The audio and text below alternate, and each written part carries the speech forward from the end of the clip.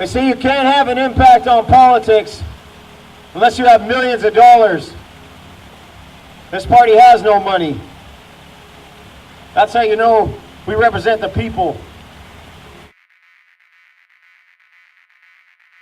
We need to get off of the sort of human idol worship, right? We have these political personalities that we like and we trust, and so we go with them. And this is what happened with Obama. And this is what I don't want to happen with me, even. You know, I put up this image of my truth face, and you know, it's sort of ridiculous, but it's more of a mock on the hope poster that we saw for Obama. Well, hope didn't get us anywhere. What we need is truth. And so, you know, I hesitate to even use the image, but I wanted something so that when I'm, you know, giving a radio call, people can see who it is or whatever without being, you know. Well, I think there is some value in that, and you know, I think you do have some good leadership qualities, and I think people need that, and I think they need to, you know, have something that they can go to and someone that they can, you know, put as a face to this thing. But I also agree with you that, yeah, I think one of your videos you said, you know, it doesn't matter who I am, this thing has to survive me, out-survive me, it has to be around when I'm not here anymore. And a quote that comes to mind is speak not of parties, but of universal principles.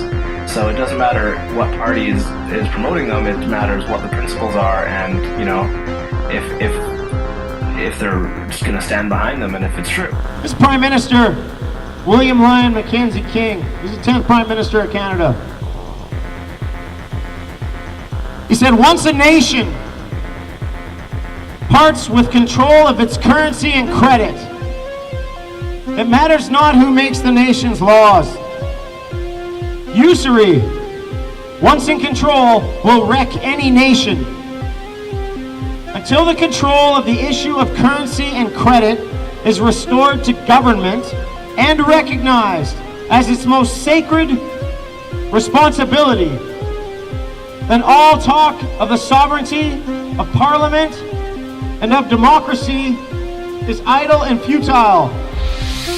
What we do is focus our anger on the current leader so that when it's time to get rid of him or he steps down, we get so relieved that guy's finally gone, we lower our defenses, and so the new person can come in, and we haven't done anything to address how these policies and taxes are brought to us in the first place. We have been lied to, so it's time to do something about it. What's the idea? What's the philosophy behind it?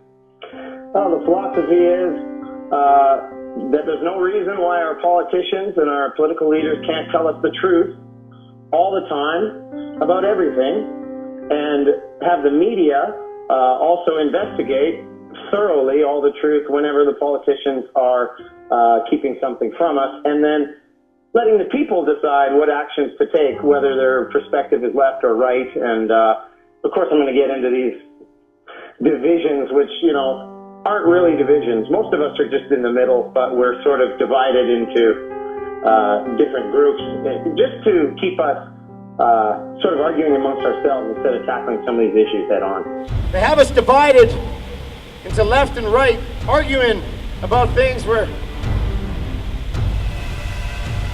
we should all be agreeing on most things. Our politicians and our parties are set up to have these opposite ideals, when really the parties should be quite similar, because they're supposed to represent the people.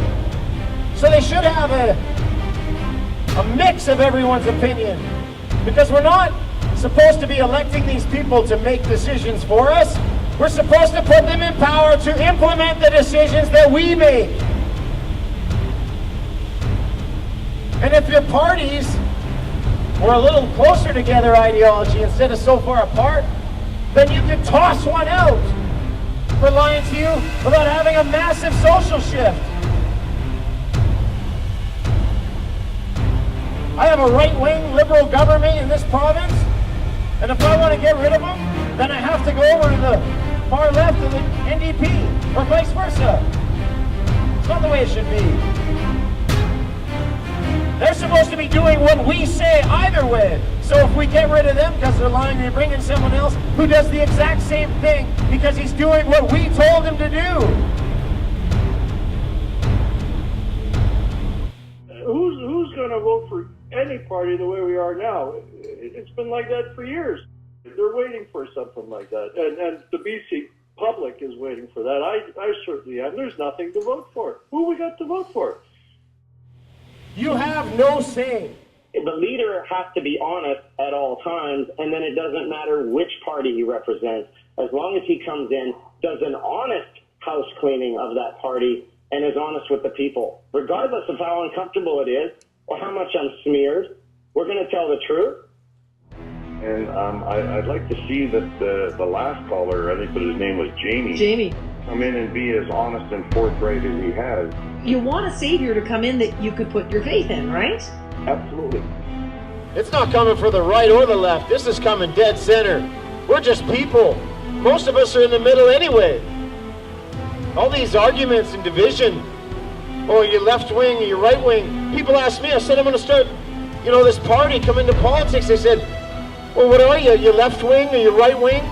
You're socialist, conservative, a communist, a libertarian, green, a tree hugger?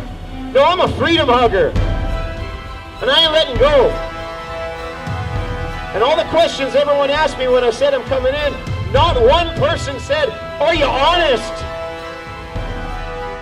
And I would like to give the people some assurance that we're being watched. And I know you have a radio gig, but maybe you could do it on the side and sort of. I tell you what, Jamie. Here's the process. I tell you what, man. If you get elected, I'll take the job. All right? Okay.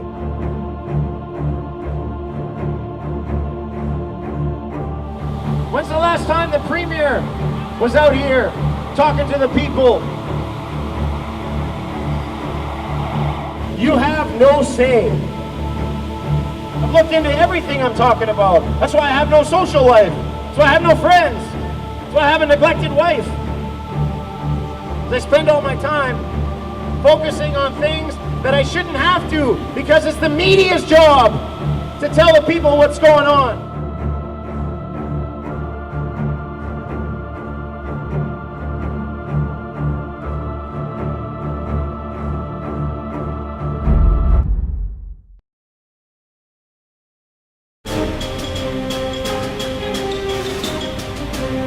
There's the firefighters. You're going to see more firefighters laid off in the future. You're going to have budget cuts. The firefighters, ambulance workers, teachers. Everything is going to be explained to you that, well, we have to cut all these things because of the economic crisis. And then every year, it's a little worse than we thought. Worse than analysts predicted. No, it's not. It's exactly as they have predicted and designed. We are on the verge of economic collapse that has not yet begun, and they come on radio and television and tell you, oh, now's a good time to get in the market. Now is not a good time to get in the market.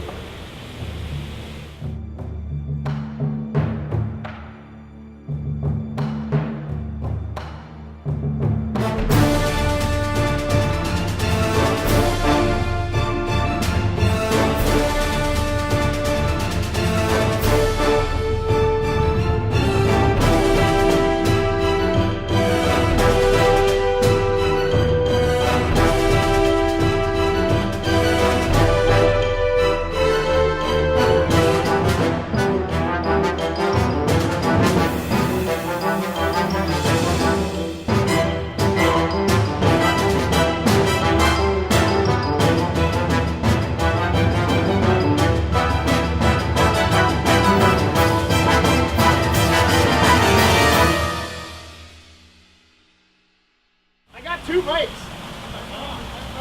Oh, is that right? Yeah, dude. Yeah, I'm Daryl. How are you? Good, sir. How are you?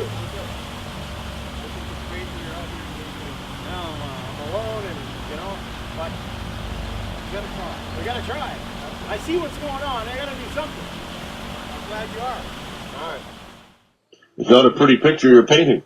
Well, it isn't. And, I think it's time that people start realizing that the jig is up. And we have got to stop listening to these stupid politicians and these repeaters on the business channels who are clueless.